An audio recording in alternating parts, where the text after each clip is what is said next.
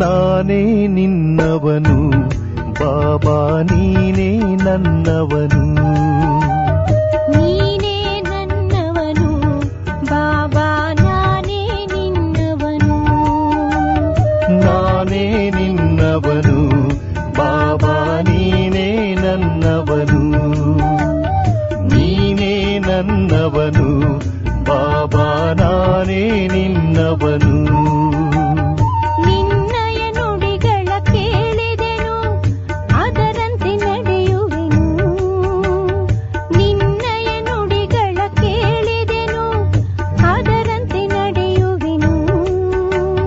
ನಿನ್ನಯ ಪ್ರೀತಿಯ ಕಂದನು ನಾನು, ನಿನ್ನಯ ಮಡಿಲನು ಸೇರಿಹೆನು. ನಿನ್ನಯ ಪ್ರೀತಿಯ ಕಂದನು ನಾನು, ನಿನ್ನಯ ಮಡಿಲನು ಸೇರಿಹೆನು, ನಿನ್ನಯ ಮಡಿಲನು ಸೇರಿಹೆನು. ನಾನೇ ನಿನ್ನವನು ಬಾಬಾ ನೀನೇ ನನ್ನವನು, ನೀನೇ ನನ್ನವನು ಬಾಬಾ ನಾನೇ ನಿನ್ನವನು.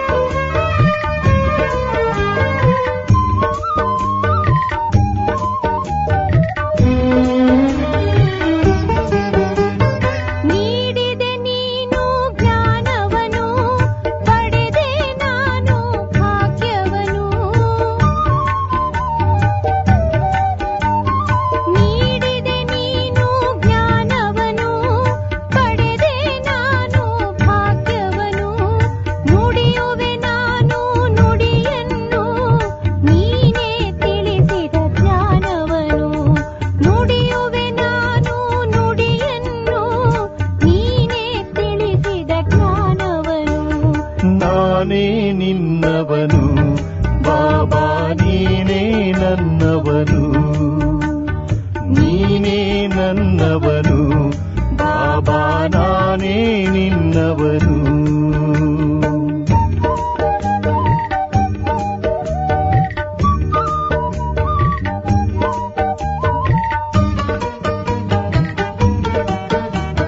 ನಿನಗಾಗಿ ನಾನು ಬದುಕಿಹೆನು, ನಿನ್ನನೆ ನಾನು ನಂಬಿಹೆನು.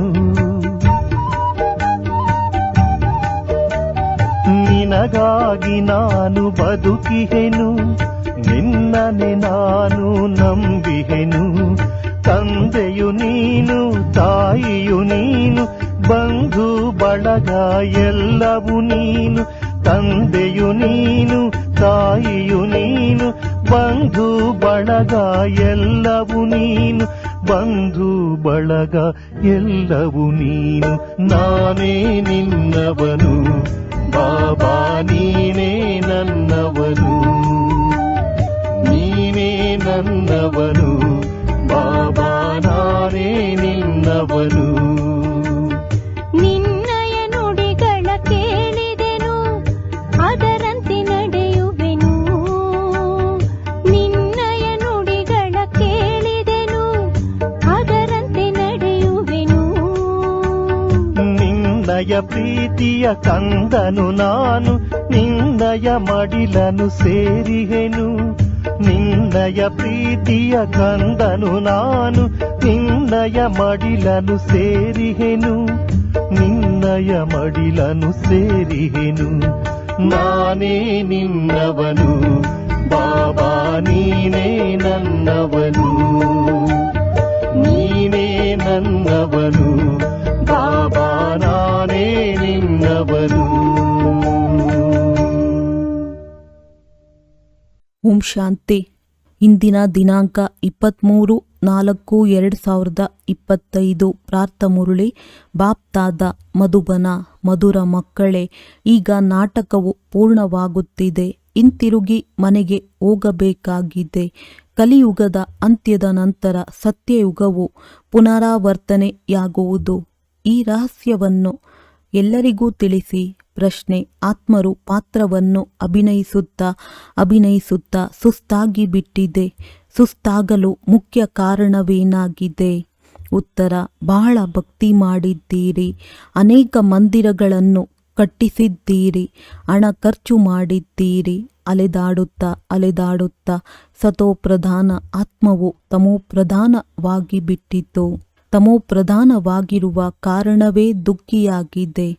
ಯಾವಾಗಲಾದರೂ ಯಾವುದೇ ಮಾತಿನಿಂದ ಬೇಸರವಾಗುತ್ತದೆ ಎಂದರೆ ಆಗ ಸುಸ್ತಾಗುತ್ತದೆ. ಈಗ ಎಲ್ಲ ಸುಸ್ತನ್ನು ಕಳೆಯಲು ತಂದೆಯು ಬಂದಿದ್ದಾರೆ. ಓಂ ಶಾಂತಿ. ಆತ್ಮಿಕ ತಂದೆಯು ಕುಳಿತು ಆತ್ಮಿಕ ಮಕ್ಕಳಿಗೆ ತಿಳಿಸುತ್ತಾರೆ. ಅವರ ಹೆಸರೇನಾಗಿದೆ? ಶಿವ. ಇಲ್ಲಿ ಕುಳಿತಿದ್ದೀರೆಂದರೆ ಮಕ್ಕಳಿಗೆ ಬಹಳ ಚೆನ್ನಾಗಿ ನೆನಪಿರಬೇಕು. ಈ ನಾಟಕದಲ್ಲಿ ಎಲ್ಲರ ಯಾವ ಪಾತ್ರವಿದೆಯೋ ಅದು ಈಗ ಮುಕ್ತಾಯವಾಗುತ್ತದೆ. ನಾಟಕವು ಮುಕ್ತಾಯವಾಗುವ ಸಮಯದಲ್ಲಿ ಈಗ ನಮ್ಮ ಪಾತ್ರವು ಮುಕ್ತಾಯವಾಗುತ್ತದೆ. ನಾವು ಮನೆಗೆ ಹೋಗಬೇಕಾಗಿದೆ ಎಂದು ಎಲ್ಲ ಪಾತ್ರಧಾರಿಗಳು ತಿಳಿಯುತ್ತಾರೆ. ನೀವು ಮಕ್ಕಳಿಗೂ ಸಹ ತಂದೆಯು ತಿಳುವಳಿಕೆ ನೀಡಿದ್ದಾರೆ. ಈ ತಿಳುವಳಿಕೆಯು ಮತ್ಯಾರಲ್ಲಿಯೂ ಇಲ್ಲ. ಈಗ ನಿಮ್ಮನ್ನು ತಂದೆಯು ಬುದ್ಧಿವಂತರನ್ನಾಗಿ ಮಾಡಿದ್ದಾರೆ. ಮಕ್ಕಳೇ, ನಾಟಕವು ಮುಕ್ತಾಯವಾಗುತ್ತದೆ. ಈಗ ಪುನಃ ಹೊಸದಾಗಿ ಚಕ್ರವು ಆರಂಭವಾಗಬೇಕಾಗಿದೆ. ಹೊಸ ಪ್ರಪಂಚದಲ್ಲಿ ಸತ್ಯಯುಗವಿತ್ತು.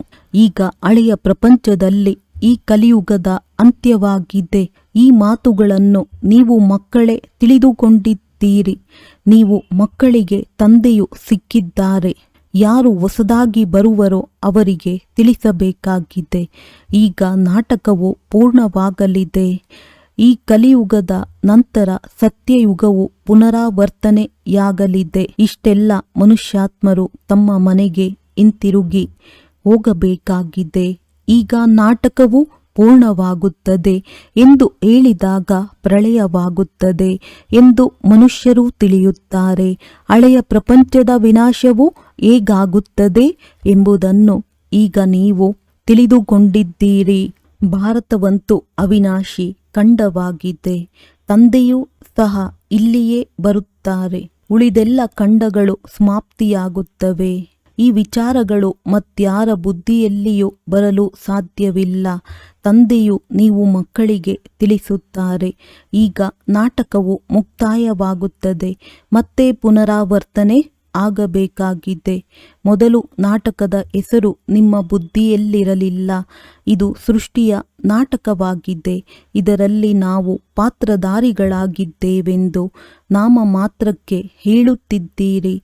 ಮೊದಲು ನಾವು ಆ ರೀತಿ ಹೇಳುತ್ತಿದ್ದಾಗ ತಮ್ಮನ್ನು ಶರೀರವೆಂದು ತಿಳಿದಿದ್ದೆವು. ಈಗ ತಂದೆಯು ತಿಳಿಸುತ್ತಾರೆ, ತಮ್ಮನ್ನು ಆತ್ಮವೆಂದು ತಿಳಿಯಿರಿ ಮತ್ತು ತಂದೆಯನ್ನು ನೆನಪು ಮಾಡಿ. ಈಗ ನಾವು ಹಿಂತಿರುಗಿ ಮನೆಗೆ ಹೋಗಬೇಕಾಗಿದೆ. ಅದು ಮಧುರ ಮನೆಯಾಗಿದೆ. ಆ ನಿರಾಕಾರಿ ಪ್ರಪಂಚದಲ್ಲಿ ನಾವಾತ್ಮಗಳಿರುತ್ತೇವೆ. ಈ ಜ್ಞಾನವು ಮತ್ಯಾವುದೇ ಮನುಷ್ಯ ಮಾತ್ರರಿಗಿಲ್ಲ. ನೀವೀಗ ಸಂಗಮದಲ್ಲಿದ್ದೀರಿ. ನಾವು ಹಿಂತಿರುಗಿ ಹೋಗಬೇಕಾಗಿದೆ ಎಂಬುದನ್ನು ತಿಳಿದಿದ್ದೀರಿ. ಹಳೆಯ ಪ್ರಪಂಚವು ಸಮಾಪ್ತಿಯಾದರೆ ಭಕ್ತಿಯು ಸಮಾಪ್ತಿಯಾಗುವುದು. ಮೊಟ್ಟ ಮೊದಲಿಗೆ ಯಾರು ಬರುತ್ತಾರೆ? ಹೇಗೆ ಈ ಧರ್ಮಗಳು ನಂಬರ್ವಾರ್ ಆಗಿ ಬರುತ್ತವೆ? ಈ ಮಾತುಗಳು ಯಾವುದೇ ಶಾಸ್ತ್ರಗಳಲ್ಲಿಲ್ಲ. ಈ ಹೊಸ ಮಾತುಗಳನ್ನು ತಂದೆಯು ತಿಳಿಸುತ್ತಾರೆ. ಇದನ್ನು ಮತ್ಯಾರೂ ತಿಳಿಸಲು ಸಾಧ್ಯವಿಲ್ಲ. ತಂದೆಯೂ ಸಹ ಒಂದೇ ಬಾರಿ ಬಂದು ತಿಳಿಸಿಕೊಡುತ್ತಾರೆ. ಜ್ಞಾನಸಾಗರ ತಂದೆಯು ಒಂದೇ ಬಾರಿ ಬರುತ್ತಾರೆ. ಯಾವಾಗ ಹೊಸ ಪ್ರಪಂಚದ ಸ್ಥಾಪನೆ, ಹಳೆಯ ಪ್ರಪಂಚದ ವಿನಾಶ ಮಾಡಬೇಕಾಗಿದೆ. ತಂದೆಯ ನೆನಪಿನ ಜೊತೆಗೆ ಚಕ್ರವು ಬುದ್ಧಿಯಲ್ಲಿರಬೇಕು. ಈಗ ನಾಟಕವು ಮುಕ್ತಾಯವಾಗಲಿದೆ. ನಾವು ಮನೆಗೆ ಹೋಗುತ್ತೇವೆ. ಅಭಿನಯಿಸುತ್ತಾ ನಾವು ಸುಸ್ತಾಗಿ ಬಿಟ್ಟಿದ್ದೇವೆ. ಹಣವನ್ನು ಖರ್ಚು ಮಾಡಿದೆವು.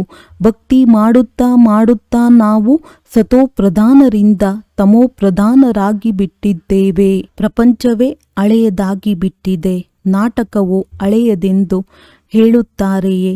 ಇಲ್ಲ, ನಾಟಕವೆಂದು ಹಳೆಯದಾಗುವುದಿಲ್ಲ. ನಾಟಕವಂತೂ ನಿತ್ಯವೂ ಹೊಸದಾಗಿದೆ. ಇದು ನಿತ್ಯವೂ ನಡೆಯುತ್ತಲೇ ಇರುತ್ತದೆ. ಆದರೆ ಪ್ರಪಂಚವು ಹಳೆಯದಾಗುತ್ತದೆ. ನಾವು ಪಾತ್ರಧಾರಿಗಳು ದುಃಖಿಯಾಗಿದ್ದೇವೆ, ಸುಸ್ತಾಗಿ ಬಿಡುತ್ತೇವೆ. ಸತ್ಯಯುಗದಲ್ಲಿ ಎಂದೂ ಸುಸ್ತಾಗುವುದಿಲ್ಲ. ಯಾವುದೇ ಮಾತಿನಲ್ಲಿ ಸುಸ್ತಾಗುವ ಅಥವಾ ಬೇಸರವಾಗುವ ಮಾತೇ ಇಲ್ಲ. ಇಲ್ಲಂತೂ ಅನೇಕ ಪ್ರಕಾರದ ಬೇಸರವನ್ನು ನೋಡಬೇಕಾಗುತ್ತದೆ.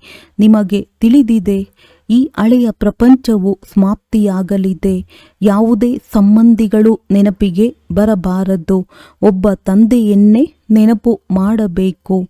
ಇದರಿಂದಲೇ ವಿಕರ್ಮಗಳು ವಿನಾಶವಾಗುತ್ತವೆ.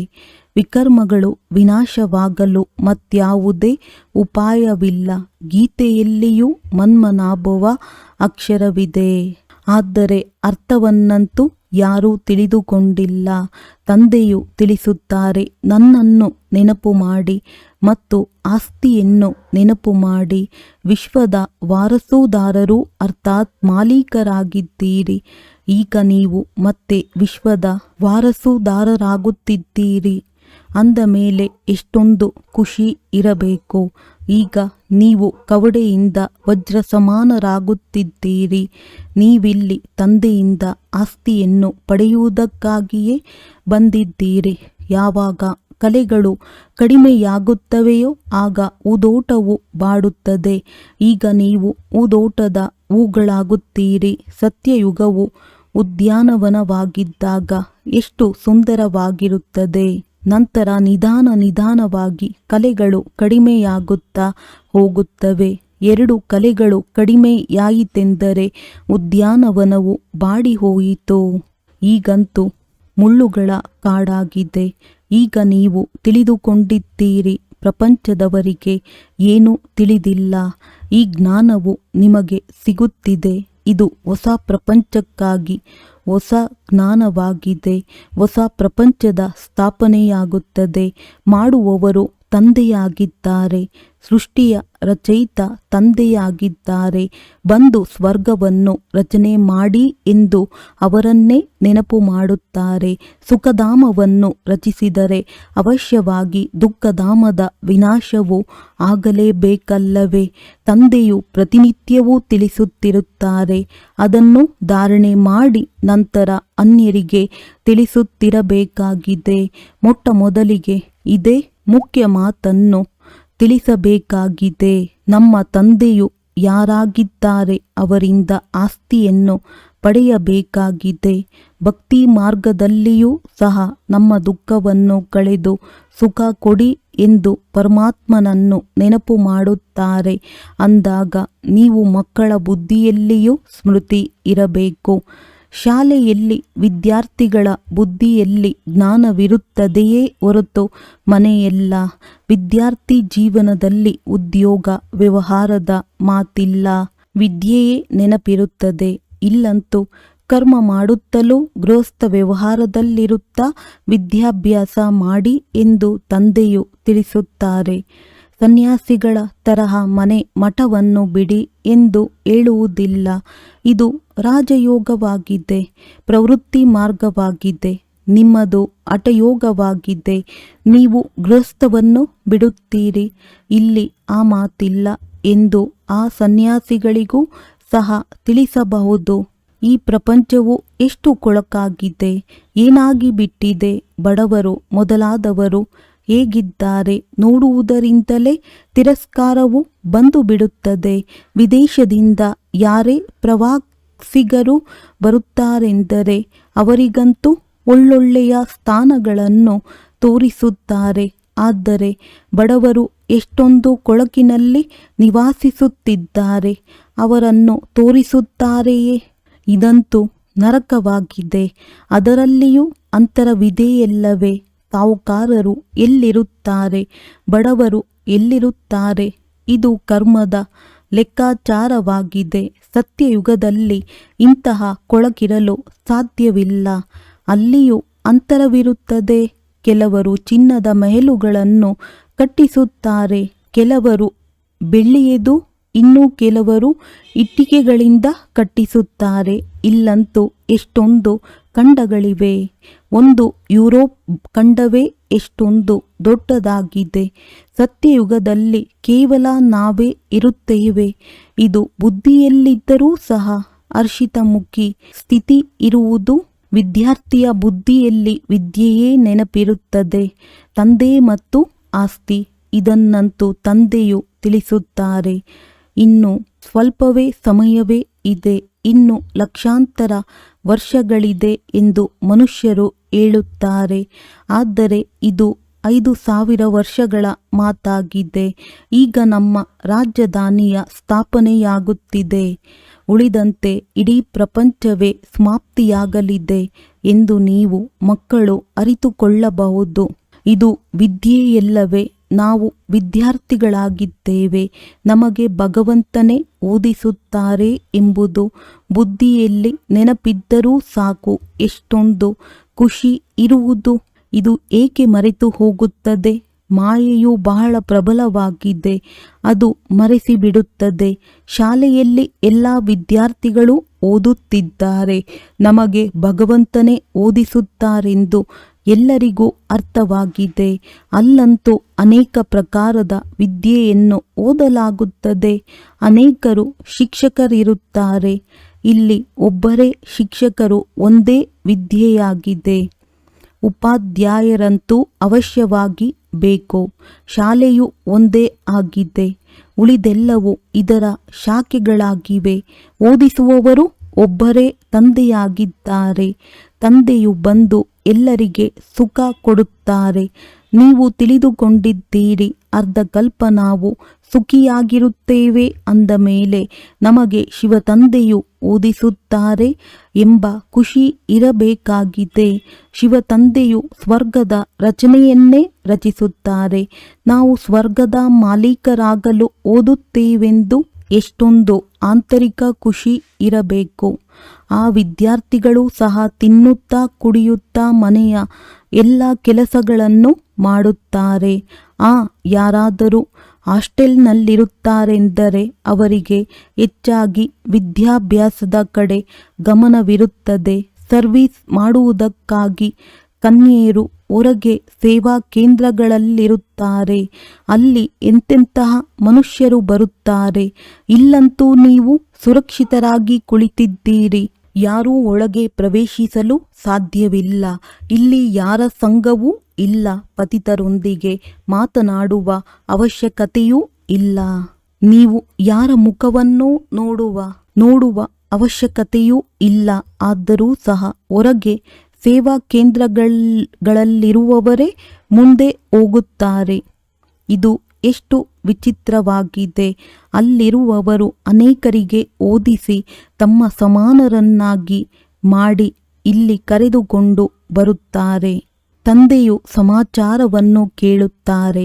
ಎಂತಹ ರೋಗಿಯನ್ನು ಕರೆತಂದಿದ್ದೀರಿ? ಕೆಲವರಂತೂ ಬಹಳ ಮಹಾರೋಗಿಯಾಗಿದ್ದರೆ ಅವರನ್ನು 7 ದಿನಗಳ ಕಾಲ ಬಟ್ಟಿಯಲ್ಲಿ ಕುಳ್ಳರಿಸಲಾಗುತ್ತದೆ. ಇಲ್ಲಿ ಯಾವುದೇ ಶೂದ್ರರನ್ನು ಕರೆದುಕೊಂಡು ಬರಬಾರದು. ಇದು ಮಧುಬನವಾಗಿದೆ. ಹೇಗೆ ನೀವು ಬ್ರಾಹ್ಮಣರ ಒಂದು ಗ್ರಾಮವಾಗಿದೆ. ಇಲ್ಲಿ ತಂದೆಯು ನೀವು ಮಕ್ಕಳಿಗೆ ತಿಳಿಸಿಕೊಡುತ್ತಾರೆ. ವಿಶ್ವದ ಮಾಲೀಕರನ್ನಾಗಿ ಮಾಡುತ್ತಾರೆ.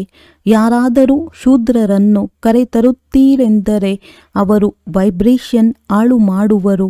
ನೀವು ಮಕ್ಕಳ ನಡವಳಿಕೆಯೂ ಸಹ ಬಹಳ ಘನತೆಯಿಂದಿರಬೇಕು.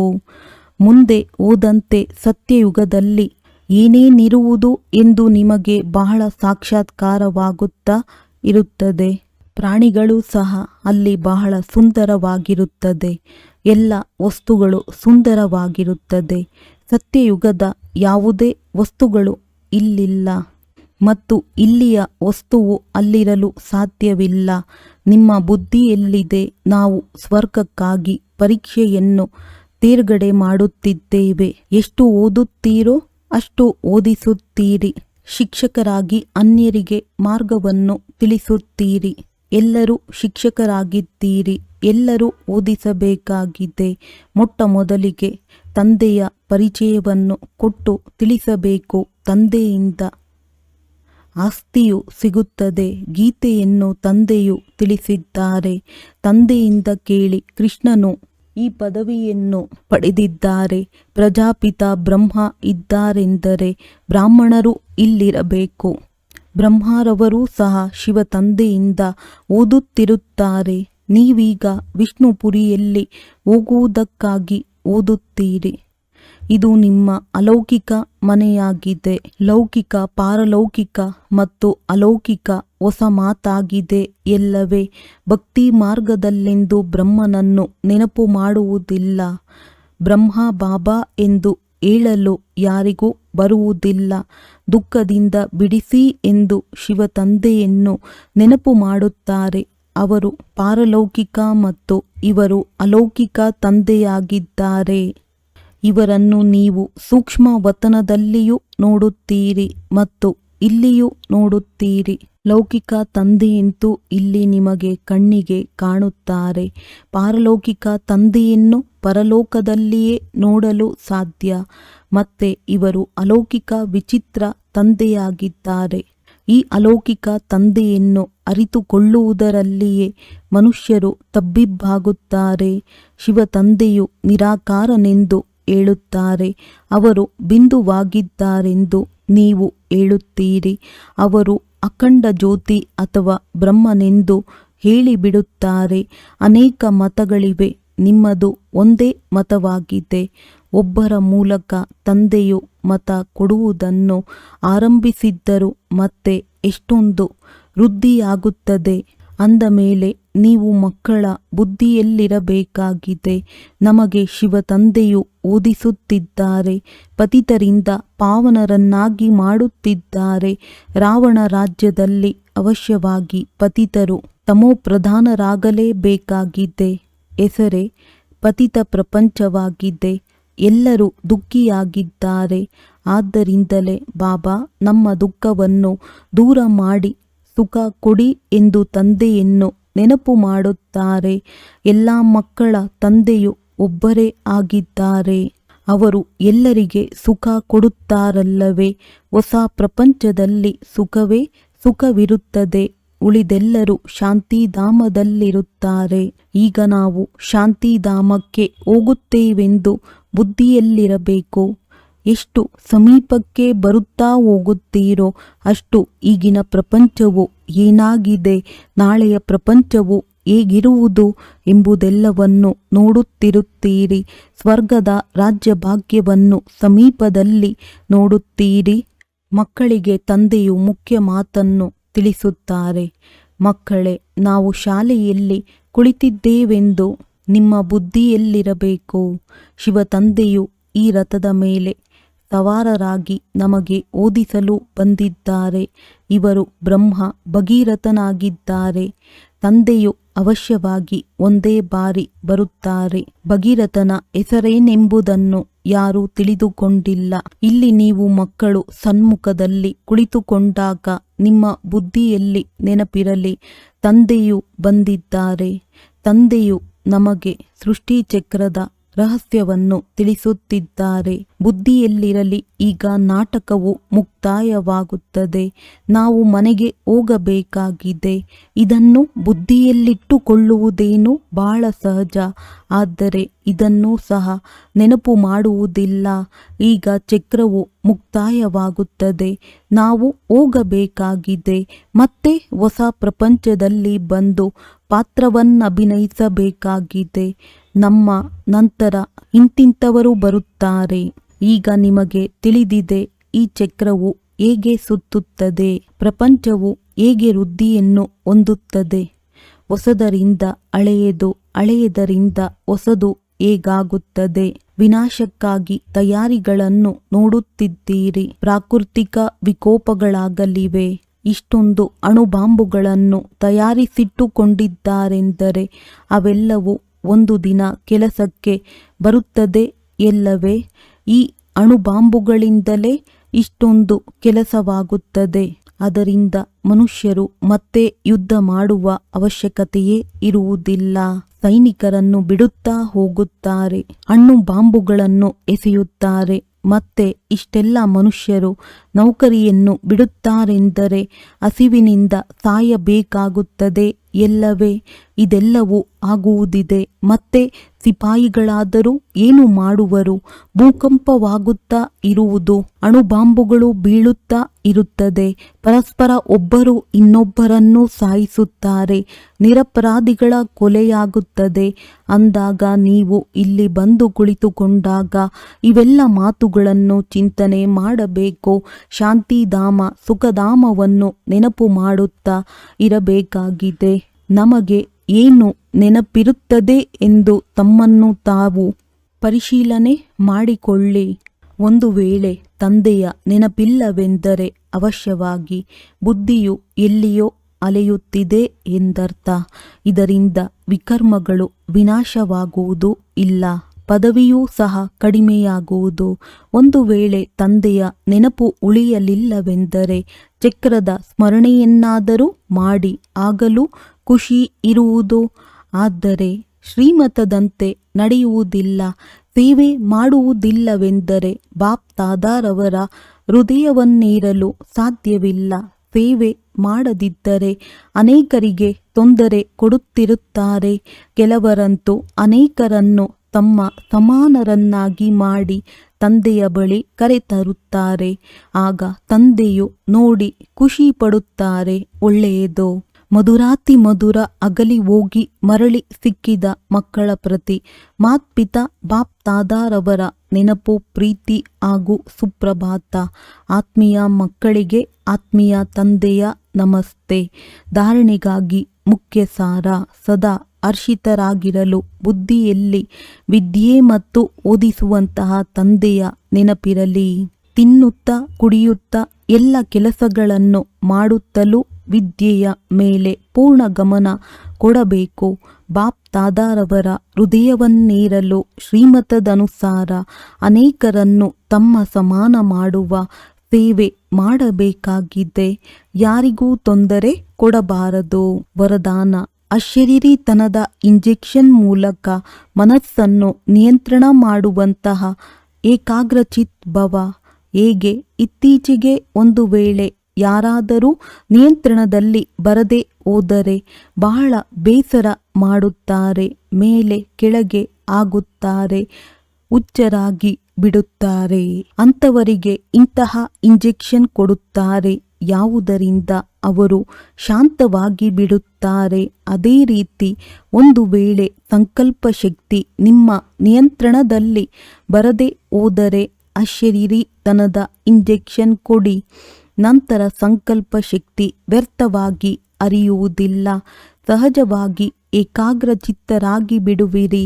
ಆದರೆ ಒಂದು ವೇಳೆ ಬುದ್ಧಿಯ ಲಗಾಮನ್ನು ತಂದೆಗೆ ಕೊಟ್ಟು ನಂತರ ನೀವೇ ತೆಗೆದುಕೊಂಡು ಬಿಟ್ಟರೆ ಮನಸ್ಸು ವ್ಯರ್ಥದ ಪರಿಶ್ರಮದಲ್ಲಿ ಹಾಕಿಬಿಡುತ್ತದೆ. ಈಗ ವ್ಯರ್ಥದ ಪರಿಶ್ರಮದಿಂದ ಬಿಡುಗಡೆ ಹೊಂದಿ. ಸ್ಲೋಗನ್: ತಮ್ಮ ಪೂರ್ವಜ ಸ್ವರೂಪದ ಸ್ಮೃತಿಯಲ್ಲಿರುತ್ತ ಸರ್ವ ಆತ್ಮಗಳ ಮೇಲೆ ದಯೆ ತೋರಿ. ಅವ್ಯಕ್ತ ಸೂಚನೆ: ಕಂಬೈನ್ಡ್ ರೂಪದ ಸ್ಮೃತಿಯಿಂದ ಸದಾ ವಿಜಯಿಯಾಗಿರಿ. ಹೇಗೆ ಶರೀರ ಮತ್ತು ಆತ್ಮ ಎರಡೂ ಕಂಬೈನ್ಡ್ ಆಗಿ ಕರ್ಮ ಮಾಡುತ್ತಿದ್ದಾರೆ, ಇಂತಹ ಕರ್ಮ ಮತ್ತು ಯೋಗ ಎರಡೂ ಕಂಬೈನ್ಡ್ ಆಗಿರಲಿ. ಕರ್ಮ ಮಾಡುತ್ತಾ ನೆನಪು ಮರೆಯಬಾರದು ಮತ್ತು ನೆನಪಿನಲ್ಲಿರುತ್ತಾ ಕರ್ಮವನ್ನು ಮರೆಯಬಾರದು. ಏಕೆಂದರೆ ನಿಮ್ಮ ಟೈಟಲ್ ಆಗಿದೆ ಕರ್ಮಯೋಗಿ. ಕರ್ಮ ಮಾಡುತ್ತಾ ನೆನಪಿನಲ್ಲಿರುವವರು ಸದಾ ಭಿನ್ನ ಮತ್ತು ಪ್ರಿಯರಾಗಿರುತ್ತಾರೆ, ಹಗುರವಾಗಿರುತ್ತಾರೆ. ಜ್ಞಾನಪೂರ್ಣ ಜೊತೆಯಲ್ಲಿ ಶಕ್ತಿಶಾಲಿಯ ಸ್ಟೇಜ್ನಲ್ಲಿರಿ. ಜ್ಞಾನಪೂರ್ಣ ಮತ್ತು ಶಕ್ತಿಶಾಲಿ ಇವೆರಡು ಸ್ಟೇಜ್ ಕಂಬೈನ್ಡ್ ಆಗಿರಲಿ. ಆಗ ಸ್ಥಾಪನೆಯ ಕಾರ್ಯ ತೀವ್ರಗತಿಯಿಂದ ಆಗುತ್ತದೆ. ಒಳ್ಳೆಯದು. ಓಂ ಶಾಂತಿ.